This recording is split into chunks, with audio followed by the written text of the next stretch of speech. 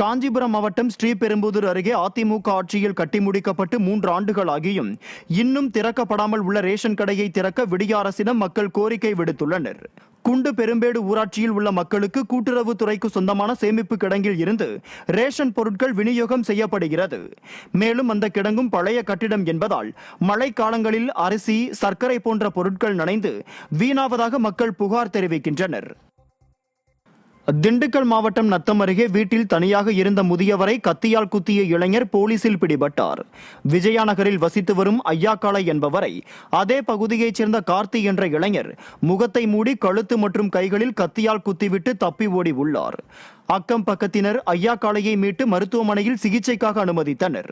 விடிய ஆட்சியில் யாருக்கும் பாதுகாப்பு இல்லை என பொதுமக்கள் குற்றம் சாட்டியுள்ளனர்.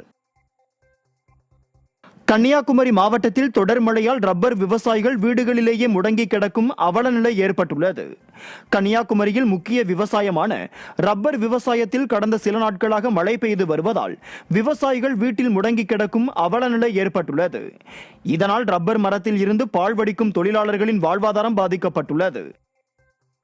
தென்காசி மாவட்டம் சங்கரன்கோவில் புதிய பேருந்து நிலையம் அருகே அனுமதியின்றி செயல்பட்ட வாகன நிறுத்துமிடத்தை சீல் வைக்க சென்ற நகராட்சி ஊழியர்களை விடியா திமுக கவுன்சிலர் தாக்கினார்.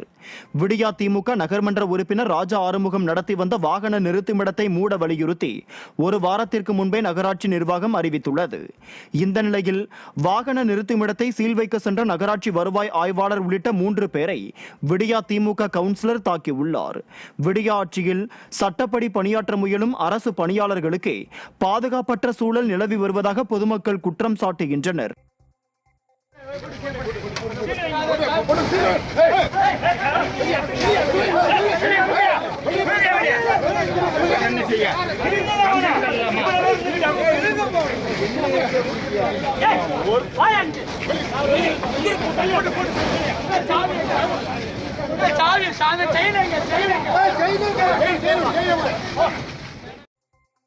திண்டுக்கல்லில் ஊராட்சி செயலாளர்களை ஓய்வூதிய திட்டத்தில் இணைத்திட வேண்டும் என விடிய அரசை வலியுறுத்தி கவனஈர்ப்பு ஆர்ப்பாட்டம் நடைபெற்றது.